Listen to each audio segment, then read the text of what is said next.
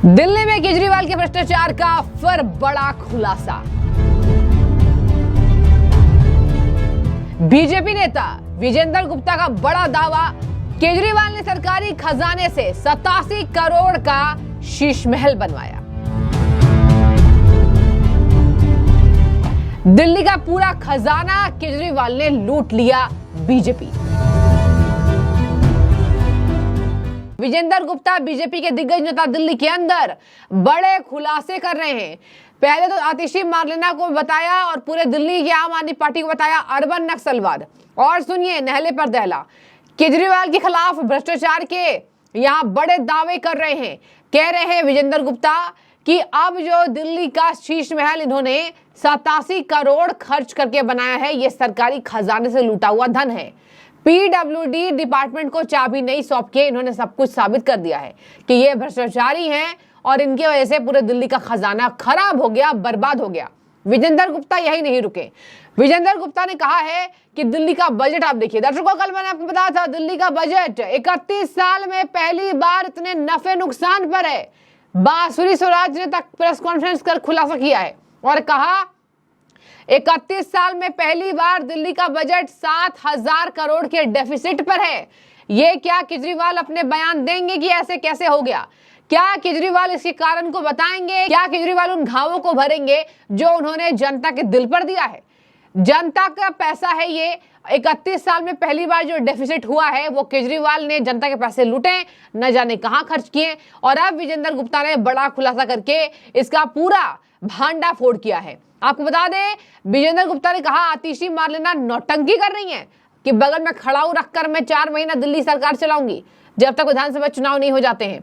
केजरीवाल यहां पर नौटंकी करा रहे आतिशी मार्लेना से, और आतिशी मार्लेना की तो बैकग्राउंड ही कम्युनिस्टों की है। कह रहे हैं अर्बन नक्सलवाद है ये लोग। कह रहे हैं नौटंकी कर रही हैं कि अपने सरकारी दफ्तर में वो काम नहीं कर रही हैं और वो दिल्ली की सड़कों पर काम कर रही हैं जनता के लिए। ये नाटक नौटंकी केजरीवाल की अब नहीं चलेगी। दर्शकों, सौरभ भारद्वाज ने विजेंद्र गुप्ता पर ही निशाना साधा है। उन्होंने बीजेपी पर निशाना साधा। अब आपको बताती हूं विजेंद्र गुप्ता ने क्या अपने तमाम बयान में बताया। कहा साथियों, मैं आपके सामने बहुत बड़ा खुलासा करने जा रहा हूं। दिल्ली सचिवालय में जो मुख्यमंत्री कार्यालय है उसे केजरीवाल ने 87 करोड़ रुपए सरकारी खजाने से खर्च करके अब तैयार कराया है। 7 स्टार होटल भी इसके सामने फीका पड़ जाए। दिल्ली की जनता के खून पसीने की कमाई को लूटकर अपने ऐशो आराम के लिए तैयार किया ये दफ्तर, लेकिन उसमें नई मुख्यमंत्री आतिशी काम नहीं करेंगी। आगे लिखते हैं, नाटक करने के लिए आतिशी ने मुख्यमंत्री के कुर्सी के बगल में खाली कुर्सी रखकर फोटो शूट कराया और कह रही है खड़ाऊ रखकर 4 महीने सरकार चलाऊंगी। ये नाटक है। यहां पर विजेंद्र गुप्ता आगे कह रहे हैं उस आलीशान दफ्तर में मुख्यमंत्री आतिशी बैठकर काम नहीं करेंगी, बल्कि जनता को गुमराह करने और विक्टिम कार्ड खेलने के लिए सड़क पर बैठकर काम करेंगी। सड़कों की तो पहले से ही दुर्दशा हो रखी है, पहले उनको तो ठीक करो। यदि 87 करोड़ रुपए कार्यालय में ना खर्च करके सड़क पर खर्च किया होता तो आज सड़कें ठीक हो जाती। आगे लिखते हैं, जनता को भी राहत मिलती, परंतु अपने स्वार्थ के लिए राजनीति करने वाले आम आदमी पार्टी जनता की समस्याओं को नजरअंदाज करती है। आलीशान शीश महल में 87 करोड़ रुपए बहाती है और आज आम आदमी पार्टी ने धोखा दिया है। दिल्ली की सत्ता से इनको उखाड़ फेंक कर इनका जवाब देंगे। मैं चाहूंगी आप सुनिए विजेंद्र गुप्ता ने क्या बड़ा बयान दिया है कि आखिर पीडब्ल्यूडी डिपार्टमेंट को जिनका ये हक बनता था उन्होंने मुख्यमंत्री आवास की चाबी क्यों नहीं सौंपी। सुनिए जरा। देखिए, अराजकतावादी हैं, अराजकता फैला रहे हैं और खुद सरकार और मुख्यमंत्री होने के बावजूद कभी मेरी गाड़ी में जबरदस्ती जिस तरह से घुसी आपने देखा, क्या वो एथिकल था? जिस तरह से वो जाकर के बिना अलॉटमेंट के 6 फ्लैग स्टाफ रोड में जाकर घुस गई वो क्या एथिकल था? तो ये जिस तरह की मानसिकता है आतिशी मार्लेना की, वो साफ रूप से जाहिर होता है कि ये एक तरह के नक्सल जो है अर्बन नक्सल्स हैं। और मार्लेना का तो बैकग्राउंड ही उस तरह का है, कम्युनिस्ट बैकग्राउंड है। तो ये दिल्ली के लोगों के लिए घातक है और ये सिर्फ घातक ही नहीं है बल्कि दिल्ली को इनसे नुकसान हो रहा है। और ये दिल्ली के अंदर एक प्रकार की जो है अराजकता फैलाने की कोशिश कर रहे हैं।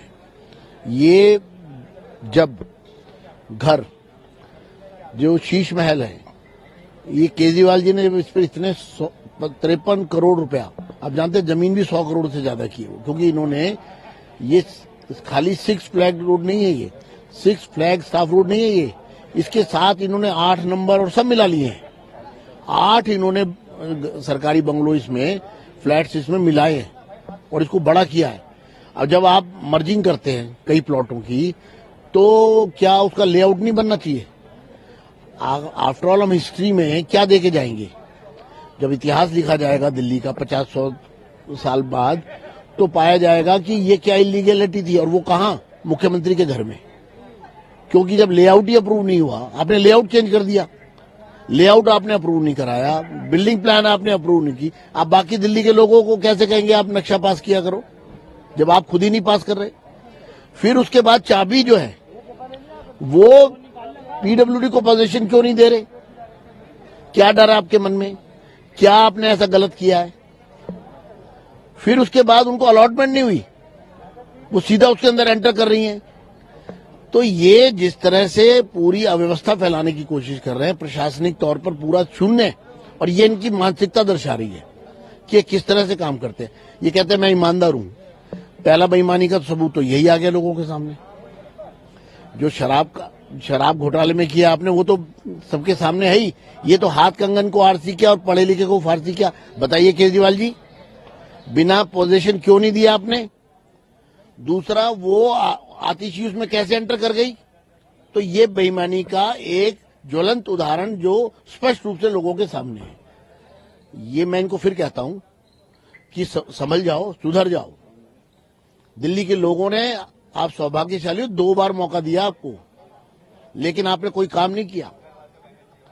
दिल्ली को कूड़ा कूड़ा कर दिया, भ्रष्टाचार किया, यमुना मैली की मैली है। संविधान का आप उल्लंघन कर रहे हैं, मुखौल उड़ा रहे हैं। आपने कॉन्स्टिट्यूशन की जितनी धज्जियां उड़ाई हैं भारत के संविधान की, आज तक शायद भारत के इतिहास में किसी सरकार ने ऐसा नहीं किया होगा, और आप संविधान की गवाही देते हैं। आपने 10,792 मार्शल जो आपने भर्ती की, उसमें रिजर्वेशन ही नहीं दी।